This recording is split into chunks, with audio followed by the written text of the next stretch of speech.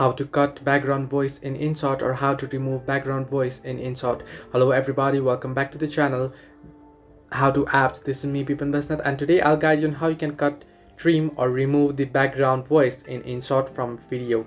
Now the process is simple. You want to simply open up Inshot application, simply tap on video option and open up the video that you wish to remove the background from. I'll just select this particular video and open it up. Now what you want to do is you want to select, in order to edit or in order to remove or cut background voice, you want to swipe on the options.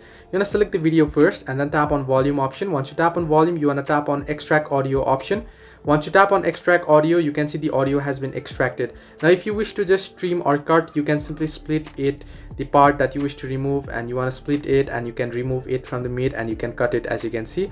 However, if you wish to delete it completely, what you can do is simply tap on it and tap on delete and select all the parts and delete it. And you can see once you do so, if you head back and if you tap on volume option again here, you can see there is no any background voice. So this way you can cut background voice in Inshot. Hope this helped you. Do like and subscribe, and do not forget to leave a comment down below if you have any further issues.